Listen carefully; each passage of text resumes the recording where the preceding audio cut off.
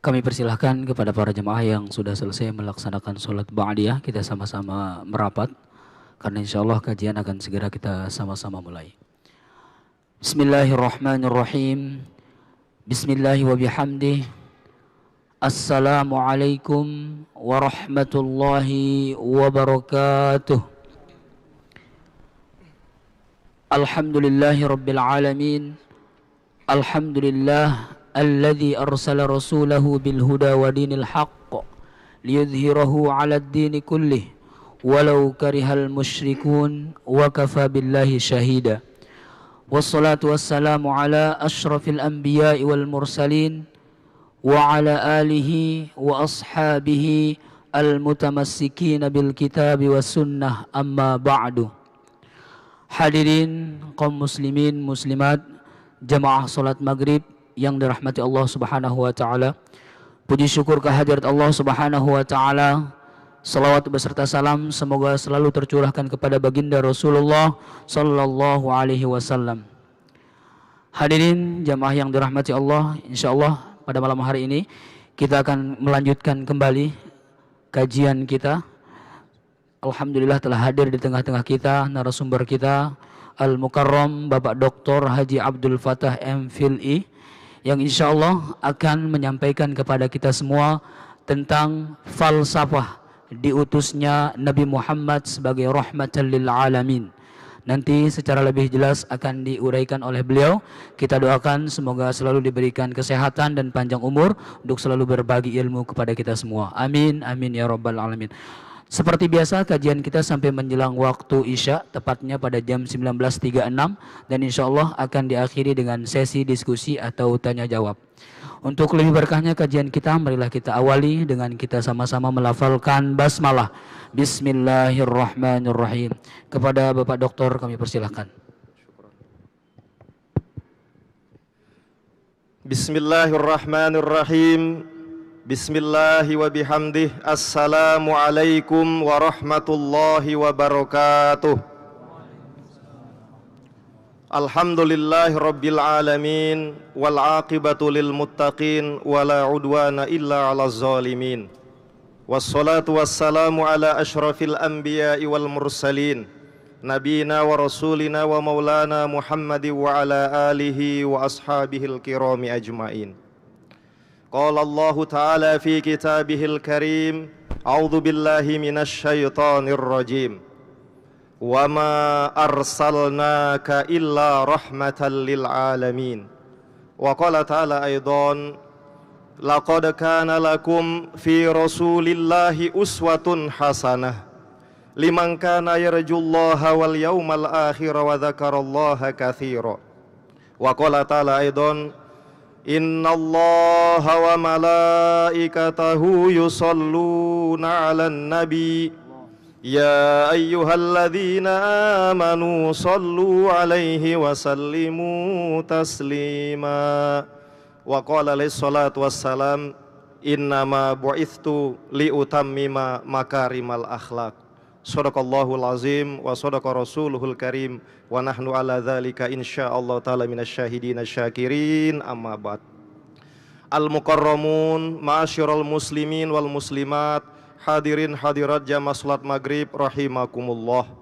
Alhamdulillah, segala puja dan puji syukur kita tujukan hanya kehadirat Allah Azza wa Jalla atas segala limpahan rahmat dan karunia-Nya kepada kita, sehingga sampai pada saat ini, jam ini, bahkan detik ini kita masih diberi kesehatan, kita masih diberi keafiatan dan kesempatan untuk terus menerima nikmat-nikmat yang telah Allah curahkan kepada kita, termasuk nikmat yang sangat berharga berupa hadirnya kita jamaah sekalian di Masjid Raya Hubbul Waton Islamic Center ini untuk melaksanakan sholat maghrib secara berjamaah dan dilanjutkan dengan kajian pada malam ini.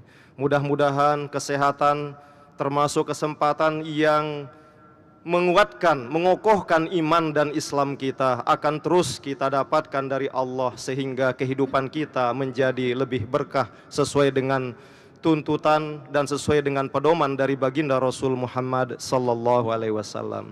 Selanjutnya hadirin hadirat rahimakumullah, tak jemu-jemunya, tak bosan-bosannya, marilah semampu kita untuk terus kita sampaikan, kita mohonkan selawat dan salam kepada junjungan alam Nabi besar Muhammad sallallahu alaihi wasallam. Allahumma salli ala sayyidina wa habibina wa syafi'ina wa dhuhrinal mustafa wa maulana Muhammad. Kita hanya berharap dan berdoa dengan kondisi kita, dengan kualitas amal-amalan kita yang boleh jadi lebih banyak kurangnya dari sempurnanya, yang boleh jadi lebih banyak sedikitnya dari banyaknya. Karena itu kita hanya berharap, kita hanya berdoa dengan memohon setulus hati. Mudah-mudahan kita yang doif ini kelak di hari akhirat berhak mendapatkan syafaat dari baginda Rasul Muhammad sallallahu alaihi wasallam. Karena berkah syafaat beliau itulah seluruh kesalahan kita, khilaf kita, dosa maksiat kita berkenan tertutupi karena rahmat dari syafaat baginda Rasul Muhammad sallallahu alaihi wasallam. Amin ya rabbal alamin. Ma'asyiral muslimin wal muslimat, hadirin hadirat rahimakumullah.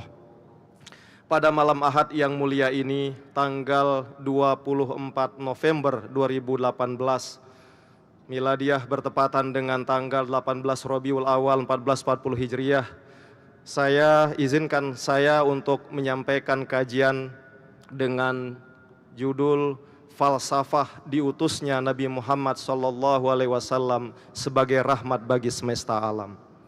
Mengawali uraian ini, ingin kami sampaikan sedikit saja sebagai mukaddimah. Mudah-mudahan mukaddimah ini bisa menjadi pengingat buat kita semua. Biasanya di awal bulan Maulid ini atau bulan Rabiul Awal, pasti di tempat-tempat majelis ta'lim, di pondok pesantren, di masjid, di musola, di surau atau di langgar, namanya di Jawa dan Sumatera sana, banyak ustadz atau penceramah yang menyampaikan hikmah dari lahirnya baginda Rasul Muhammad sallallahu alaihi wasallam. Mereka menyampaikan apa yang harus kita teladani, apa yang harus kita pedomani dari lahirnya baginda Nabi Muhammad sallallahu alaihi wasallam. Apa faedah, apa manfaatnya, apa yang menjadi hikmah bagi kehidupan kita bersama. Tetapi hadirin hadirat, kita juga tidak menafikan ada juga keyakinan dari sesama saudara kita, ikhwan kita, umat Islam yang juga mengoreksi pelaksanaan dari kegiatan atau perayaan Maulid Nabi besar Muhammad sallallahu alaihi wasallam. Di beberapa tempat karena masih saja hal ini muncul, dan memang tidak hanya sekarang ini tampaknya hadirin hadirat. Sejak mungkin 50 tahun yang lalu, hal ini telah terjadi, telah menjadi perdebatan di internal umat Islam sendiri. Ada yang merayakan, ada juga yang mempertanyakan perlukah kita melakukan itu, atau bahkan menganggap perbuatan itu termasuk perbuatan sia-sia dan bahkan boleh jadi sangat tidak bernilai dalam mata atau dalam kacamata agama. Dalam hal ini di beberapa tempat kami sampaikan, hal ini sekali lagi tidak perlu kita ributkan. Ya, bahasa sederhananya malu dengan orang sebelah, dengan tetangga sebelah. Kok orang ini, umat Islam ini masih saja suka berbicara khilafiyah, kemudian habis energi tiap hari untuk saling mendebat, mencari dalil untuk mengalahkan satu sama lain. Saya bilang di banyak tempat sia-sia kita debat seperti itu. Singkatnya hari ini, saat ini adalah yang meyakini laksanakan. Ya, tinggal kaifiatnya juga perlu kita saling koreksi. Karena ada juga yang tidak senang mengatakan, lah bagaimana ya acaranya berlebihan, katanya perayaan Maulid Nabi, tetapi kegiatan yang mencerminkan Maulid Nabi itu tidak ada sama sekali. Ya, boleh jadi itu benar. Karena itu bagi yang melaksanakan, mari menjadi koreksi sejauh mana pelaksanaan atau kaifiat itu. Tetapi bagi saudara ikhwan kita, saudara-saudara kita sesama muslim yang menganggap ini tidak ada dasarnya dan tidak benar, maka tolong hormati juga mereka yang melaksanakan itu. Kalau kita perdebatkan ada tidak dasar, maka sekarang boleh kita bertanya. Satu contoh, di Indonesia ini muncul ormas, organisasi kemasyarakatan yang bercorak Islam. Satu contoh misalnya lahirlah Muhammadiyah di Yogyakarta tahun 1912. Kalau boleh kita bertanya, ada nggak dalil Quran hadisnya itu? Mungkin Bagi yang tidak senang dan hadirnya Muhammadiyah, cari dalil untuk merobohkan itu. Tapi bagi yang melakukan itu, ya tentu banyak dalil normatif maupun dalil aklinya, dalil rasionalnya. Begitu juga hadirin hadirat, tahun 1926 lahirnya Nahdlatul Ulama ya di Surabaya, daerah Jombang, yang didirikan oleh Hadratus Syekh Imam Asy'ari. Imam ya kakeknya dari Gus Dur. Syekh Hasyim Asy'ari, mohon maaf ini karena saking bersemangat ini, Syekh Hasyim Asy'ari. Kalau orangnya tidak senang dan Nahdlatul Ulama mungkin bertanya, ada nggak dalilnya? Begitu juga tahun 1937 lahirnya Nahdlatul Wathon di Provinsi Nusa Tenggara Barat oleh Al-Maghfur Kiai Haji Muhammad Zainuddin Abdul Majid misalnya. Sekali lagi itu tidak perlu. Bahkan tiap tahun, bahkan baru-baru ini Muhammadiyah memperingati ya hari jadinya yang ke-106 kalau tidak salah, yang dihadiri oleh Presiden Jokowi. Kemudian sekian ratus juta, bahkan mungkin miliar dana keluar untuk mengadakan peringatan itu. Mungkin juga Nahdlatul Wathon, Nahdlatul Ulama tidak jauh berbeda, persis, seperti dan sebagainya.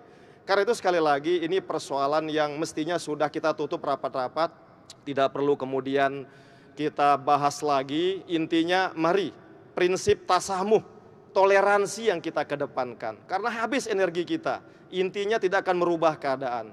Yang menjadi catatan pokok adalah mari kita bina persatuan dan kesatuan umat Islam. Masyarul muslimin wal muslimat, hadirin hadir rahimakumullah. Jadi pada kesempatan ini kami tidak ingin menegaskan mana yang paling pokok dari itu semua, ya mana yang harus diperkuat, tetapi kami hanya ingin menegaskan falsafah dari hadirnya diutusnya Nabi Muhammad sallallahu alaihi wasallam. Dalam hal ini tadi di muqaddimah kami sampaikan salah satu firman Allah dalam ayat Al-Qur'an, terutama dalam surah Al-Anbiya 107. Allah katakan, Bismillahirrahmanirrahim, wa ma arsalnaka illa rahmatan lil alamin. Ayat ini singkatnya hadirin hadirat, kalau kita buka terjemahan dari Kementerian Agama, di sana diterjemahkan, dan tidaklah kami utus engkau Muhammad ya, melainkan menjadi rahmat bagi seluruh semesta alam. Mungkin juga ada revisi-revisi, tapi tidak jauh seperti itu terjemahannya.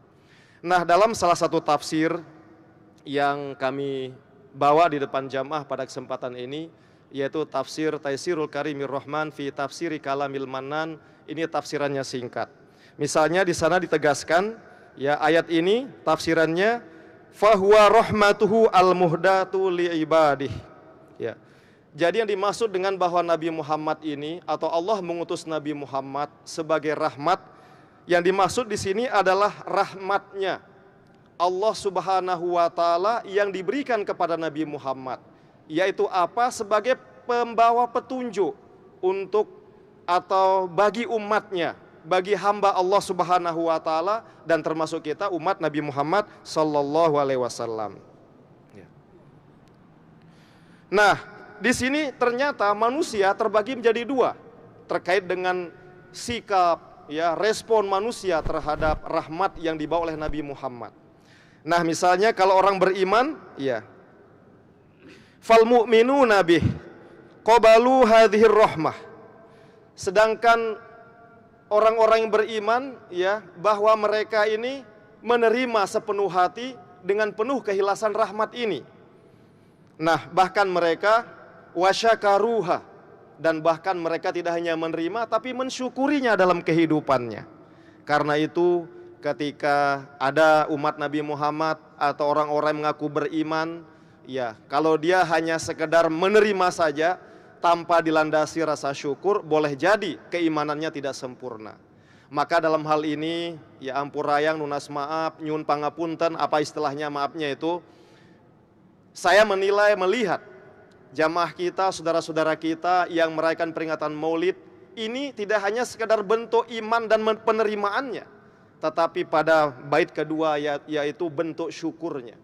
Jadi mengadakan peringatan Maulid, menghayati, meneladani, dibacakan bagaimana kehebatan akhlak baginda Rasul, kemudian menjadi pedoman buat kita umatnya, itu adalah bentuk nyata, bentuk real, tidak hanya dari mengimani Rasul dan menerima ajarannya, tapi mensyukurinya. Ini bentuk syukurnya. Kalau ada orang yang beriman, ya bagus.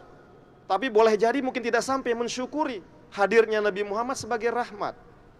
Nah, ini yang menjadi penekanan buat kita. Nah, bahkan dilanjutkan ya, waqamu biha, dan setelah itu mereka ya menegakkan ajaran-ajaran baginda Rasul. Maka menurut tafsiran ini ada 3 sikap orang beriman mesti yang dilakukan ketika ingin benar-benar mengimani atau menerima rahmat Nabi Muhammad SAW. Yang pertama hadirin hadirat adalah kita mengimani itu.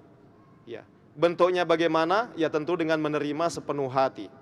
Makanya Islam itu artinya ketundukan, kepasrahan, penerimaan sepenuh hati. Dan yang kedua adalah mensyukuri lahirnya, hadirnya Nabi Muhammad. Dan bentuk syukur kita mungkin bermacam-macam.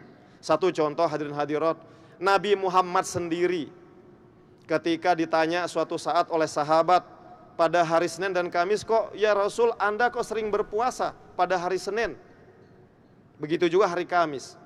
Apa jawaban Rasul? Ya karena pada hari Senin itulah saya dilahirkan. Jadi ada sebagian orang berpendapat itulah bentuk syukurnya, itulah bentuk Nabi memperingati hari lahirnya. Jadi Rasul sendiri mensyukuri hari lahirnya. Bentuknya apa? Sesuai kondisi beliau, yaitu berpuasa.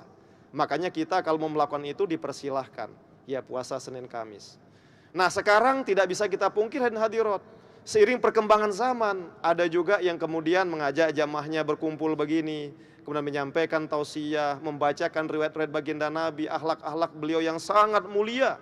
Yang tidak hanya dikagumi oleh manusia, tetapi Allah Subhanahu wa taala sendiri mengatakan wa innaka la'ala khuluqin azim. Wahai Muhammad, sungguh engkau berada pada akhlak yang sangat agung. Sungguh dalam diri engkau terdapat akhlak yang sangat mulia. Jadi Allah sendiri mengakui ini. Mengapa kita sebagai makhluk kok gengsi? Allah saja sudah seperti itu. Kan ini seperti itu. Nah, kemudian sikap orang atau manusia yang lain hadirin hadirat tentunya adalah bukan orang beriman. Ya. Apa itu? Wa ghairuhum kafaruha. Nah, sedangkan orang-orang yang tidak termasuk dalam 3 kategori ini, maka mereka kafir kepada baginda Rasul Muhammad sallallahu alaihi wasallam. Tapi kami yakin siapapun yang sudah bersyahadat tidak masuk dalam kelompok yang kedua ini, yang kafir, yang ingkar dengan diutusnya Nabi Muhammad sallallahu alaihi wasallam sebagai rahmat. Allahumma sholli ala Muhammad. Allahumma sholli ala Muhammad. Allahumma sholli sallim wa barik alaihi. Hadirin hadirat rahimakumullah, sebelum kami lanjut ya terkait dengan pembahasan ayat ini, memang sebetulnya kalau kita berbicara Nabi Muhammad tidak akan selesai. Makanya kalau di perguruan tinggi keagamaan Islam misalnya ada mata kuliah namanya Sirah Nabawiyah. Ya di situ bagaimana dipelajari ya peri kehidupan Nabi Muhammad sedetil-detailnya supaya ini calon ilmuwan muslim nih, sarjana, magister, doktor yang lahir dari STAIN, YIN, UIN atau perguruan tinggi Islam lain seperti Universitas Muhammadiyah misalnya, mereka harus tahu bagaimana tentang akhlak Nabi Muhammad sallallahu alaihi wasallam. Nah, karena itu pada kesempatan ini sengaja kami bawa ada 2 jenis kitab atau buku. Yang satu ini kitab kuning nih, ya yang tadi kami bacakan. Ya kalau dalam pesantren kitab kuning, dan memang kebetulan kertasnya kuning dan campur ada hitamnya juga, ada merahnya ini.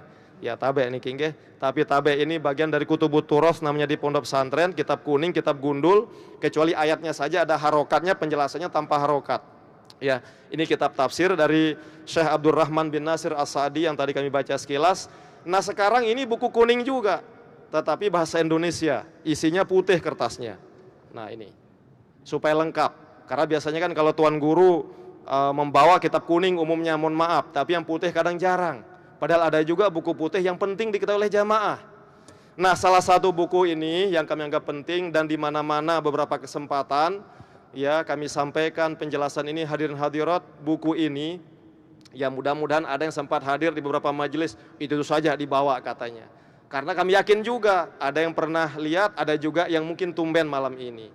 Buku ini kalau para hadirin hadirat jamaah melihat dari sana, diberi judul 100 tokoh paling berpengaruh sepanjang masa.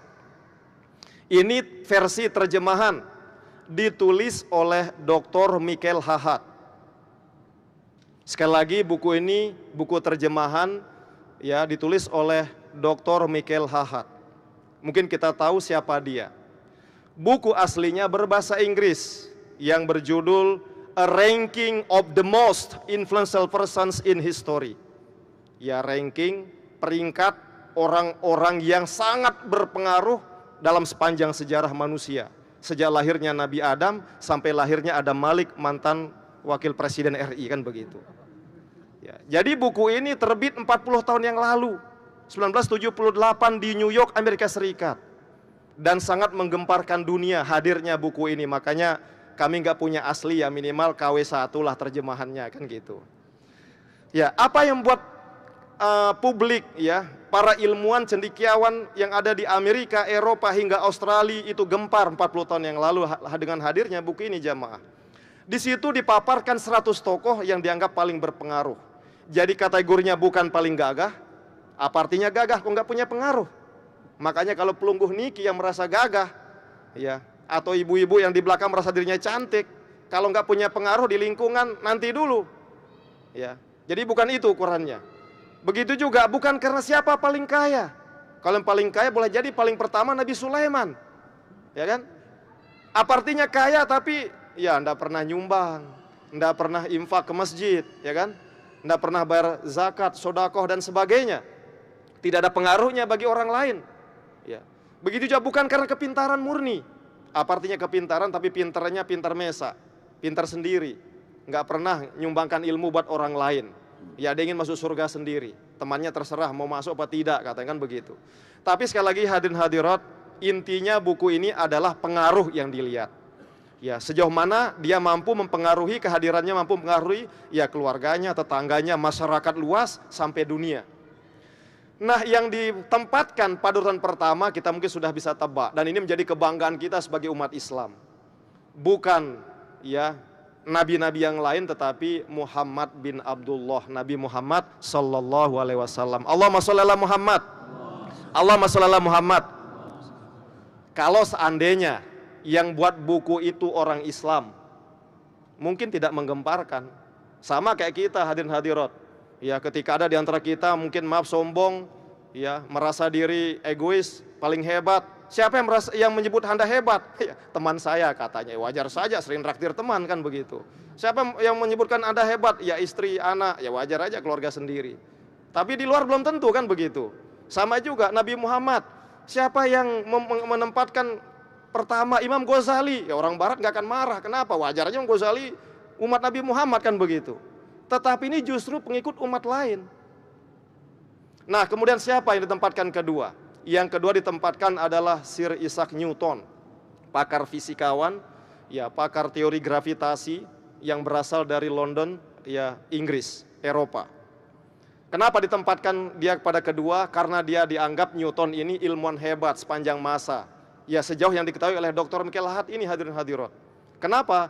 Teori-teorinya sungguh banyak terbukti kebenarannya, dan para ilmuwan saintis yang lahir setelah dia harus merujuk teorinya dulu, baru ilmunya ikut akan berkembang dengan baik.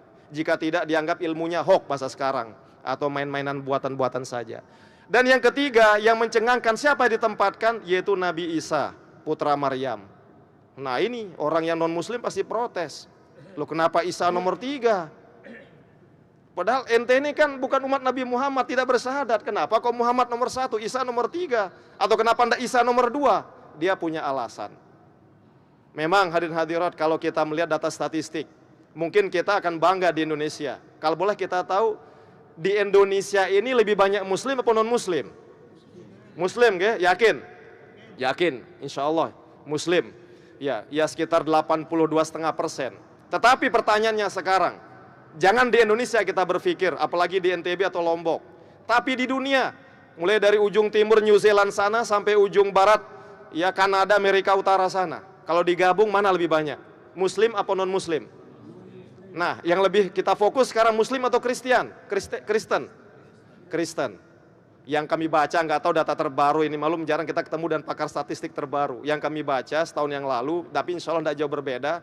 Jika dikumpulkan 6 miliar lebih manusia ini hadirin hadirat, dari ujung timur sampai ujung barat, antara beragama Islam dan beragama Kristen, lebih banyak beragama Kristen. Kristen itu kalau saya tidak hilaf setahun yang lalu sekitar 2,5 miliar. sedangkan umat Islam ini baru 2 miliar. Berarti bedanya berapa? 500 juta. Nah, penduduk Indonesia berapa? Hampir 250 juta. Berarti selisih bedanya 2 kali negara Indonesia ini. Nah, itu menjadi pertanyaan. Loh, kenapa kalau gitu kok dia nomor 3? Katanya paling banyak berpengaruh. Umatnya lebih banyak katanya. Tapi penulis ini berkelit dan menguntungkan kita juga kan begitu. Ya. Ya, jadi apa intinya? Kalau boleh saya baca sedikit saja paparannya di sini. Barahan rahimakumullah. Jadi kenapa Nabi Muhammad dipilih?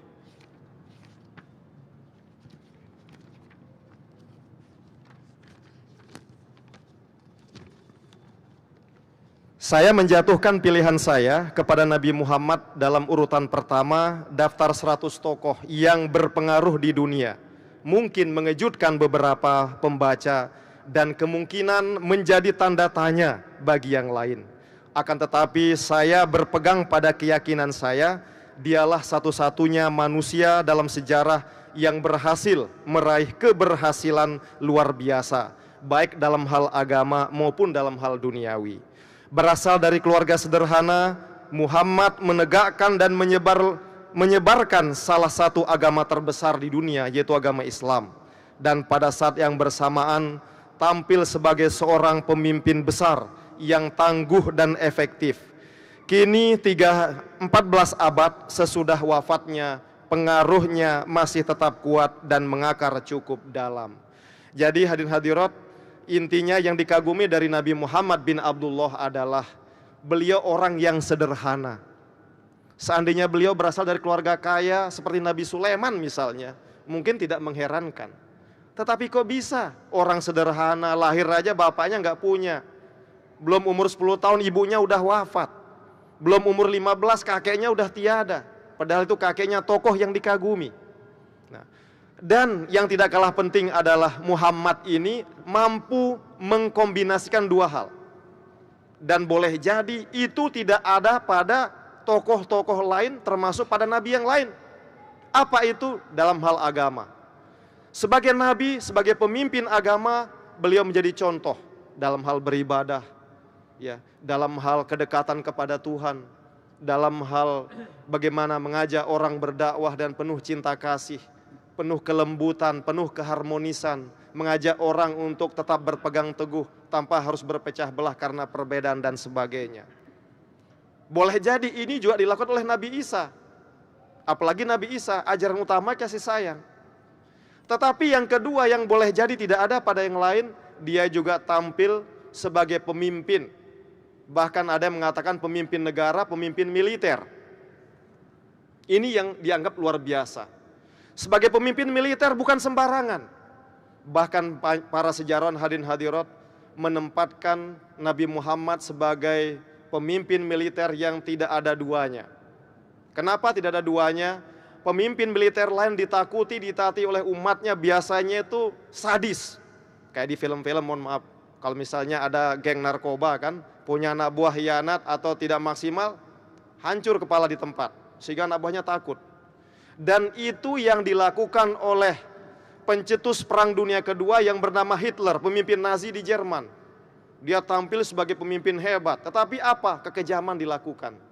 Sampai-sampai orang Yahudi pun dibunuh 6 juta di kem-kem, dibius, disiksa dan sebagainya oleh Hitler itu. Begitu juga oleh Genghis Khan, pemimpin dari Mongolia. Dia juga tampil sadis. Memang hebat dianggap dengan teknik perang dengan kendaraan kuda saat itu. Abad ke-12, malum tidak ada Toyota, tidak ada mobil Mercedes, tidak ada mobil apalagi sekarang ini ya. Ya, tidak ada tank dan sebagainya, pesawat ya, jadi sistem kuda.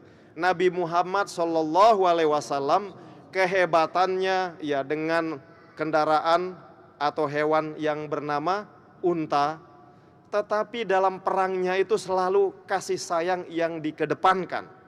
Satu contoh yang paling nyata hadirin hadirat, ketika dalam perang pertama dalam sejarah Islam, perang apa namanya? Perang Badar. Siapa yang menang dalam perang Badar hadirin hadirat? Umat Islam. Yang terjadi katanya tanggal 17 Ramadan. Tetapi bagaimana sikap umat Islam terhadap tahunan perang? Saat itu hadirin hadirat ada hukum rimba yang berlaku. yang menjadi tawanan perang ada dua pilihan.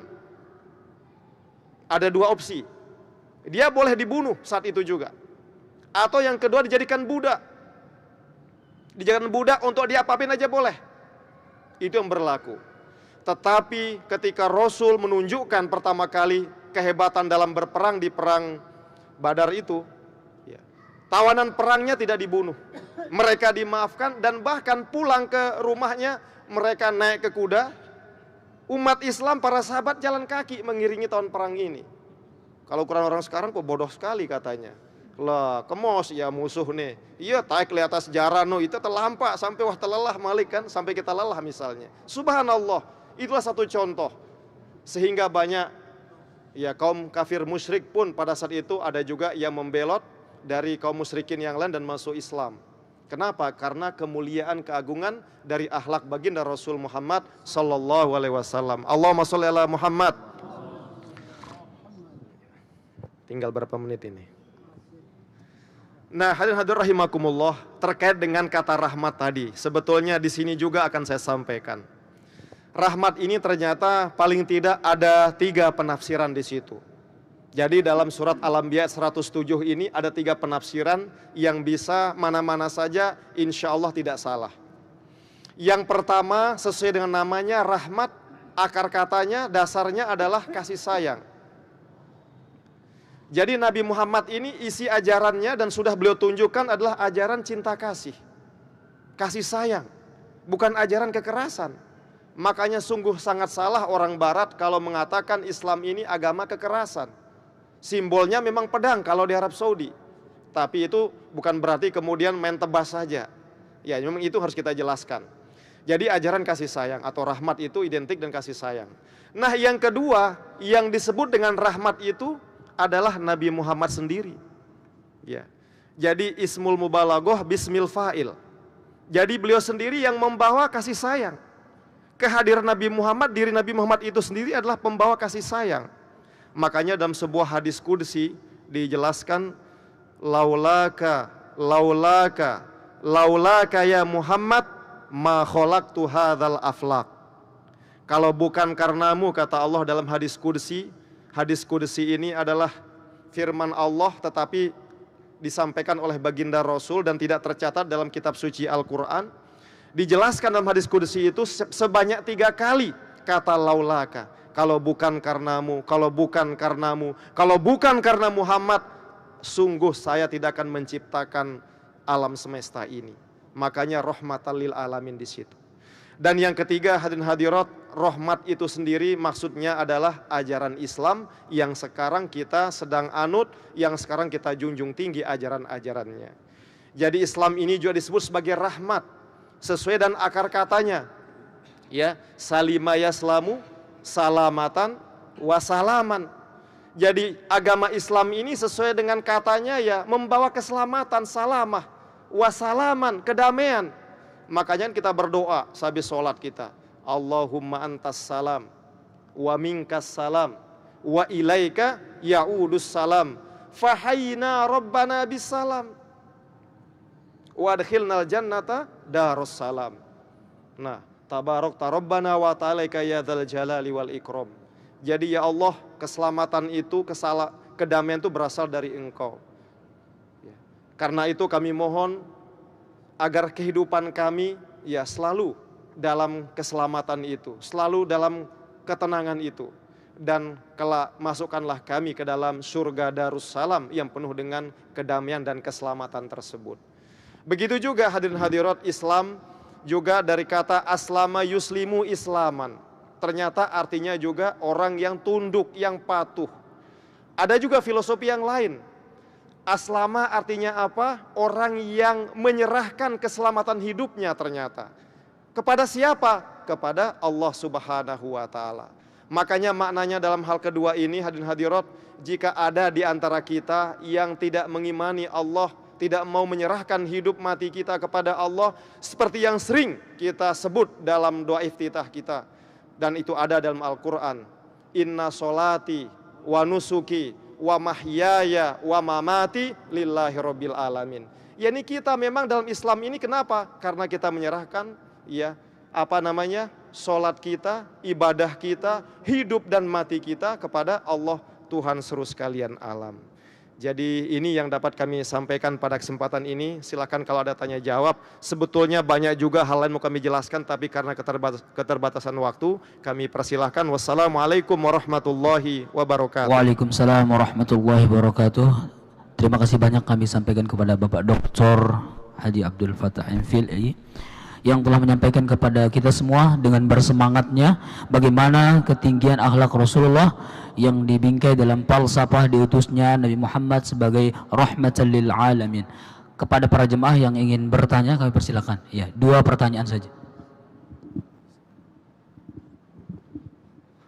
Terima kasih. Assalamualaikum warahmatullahi wabarakatuh. Rahmatan lil alamin. Saya mencermati para ulama berbeda interpretasinya tentang rahmatan lil alamin ini. Yang saya cermati dari ceramah-ceramah para ulama di televisi dan lain sebagainya. Ada ulama-ulama kita kalau berceramah di televisi dan di mana saja selalu dengan cara yang santun, tidak menyinggung orang, tidak menyinggung kelompok manapun, sehingga dia tidak ingin membuat orang lain tersinggung, kelompok lain tersinggung.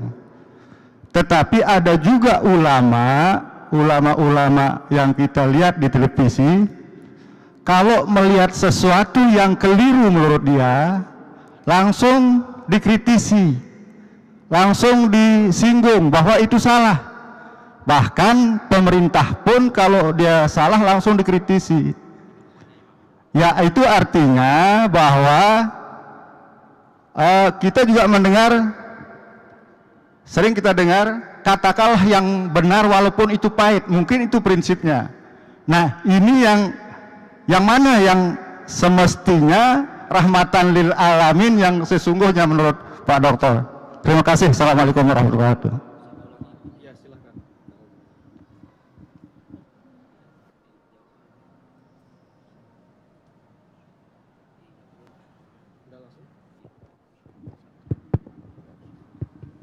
Para hadirin hadir rahimakumullah. Ya, memang saya jadi teringat ya sebelum saya ke sana pembahasannya, dan itu yang saya sampaikan ketika saya berusaha seperti tadi ingin saling mengingatkan bahwa kita ini memiliki interpretasi yang boleh jadi beragam, tetapi kalau kita pelajari sejarah panjang para hadirin hadirat ya, kenapa Islam tahun 1100 ya 28 dihancurkan oleh tentara Mongol ya, termasuk oleh Genghis Khan dan oleh Jenderal Hulagu Khan, itu karena kita habis energi kita terpecah belah saat itu. Jadi ikhtilaful ulama bukan menjadi rahmat tetapi menjadi azab, menjadi pemecah bagi yang lain. Padahal sebelumnya ya sejak 750 sampai 1258 tadi umat Islam tampil begitu kuat. Di situ lahir orang-orang hebat, Imam Syafi'i, Imam Hanafi, Imam Maliki ya, Imam Hambali. Itu dalam bidang fikih Imam 4 itu, kemudian lahir Imam Ghazali, lahir Ibnu Tufail, Ibnu Sina dalam bidang filsafat dan dalam bidang teologi misalnya. Itu pada masa-masa itu. Banyak pertentangan yang terjadi.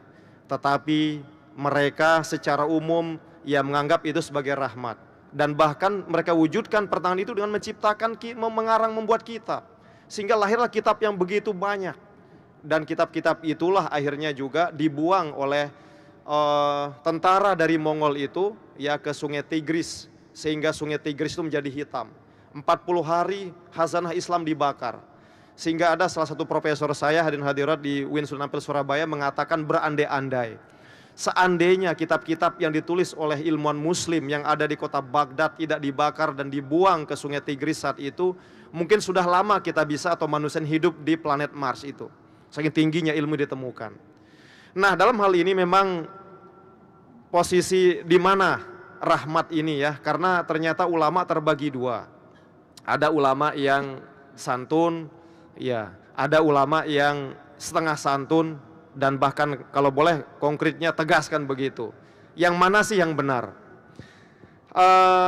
Memang kalau hal ini juga disampaikan kepada kedua kelompok ini, kedua jamaah kita, mungkin juga akan jawabannya beda-beda.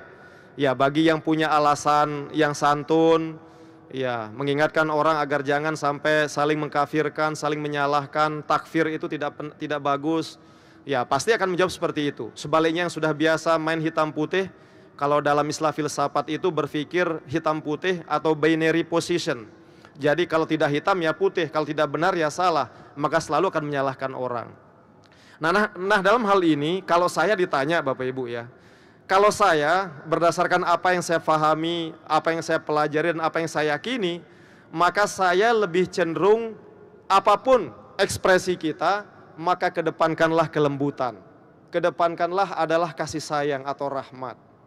Memang kita boleh mengkritik pemerintah, kita boleh mengkritik jamaah yang lain, tetapi dengan bahasa, dengan ekspresi, dengan ta'bir yang sekiranya bahwa pesan ini justru bisa diterima dengan 10 jari terbuka, tanpa tersinggung berlebihan karena kita memojokkan. Sebab apa? Karena itulah ajaran baginda Rasul yang kita ketahui. Nah, ini juga, mohon maaf ya, selama ini memang saya sih tidak mengatakan bahwa kita perlu melakukan sertifikasi ulama. Memang betul, banyak ketika orang bisa ceramah, ya berapi-api, oh ini ulama, menyebut ayat ini ulama. Padahal maaf, boleh jadi bahasa Arab mungkin tidak dikuasai. Bahkan boleh jadi sejarah Islam tidak dikuasai. Bahkan boleh jadi usul fiqh tidak dikuasai. Bahkan boleh jadi qaidatut tafsir tidak dikuasai. Padahal subhanallah kalau kita mempelajari, Imam Ghazali menjadi ulama.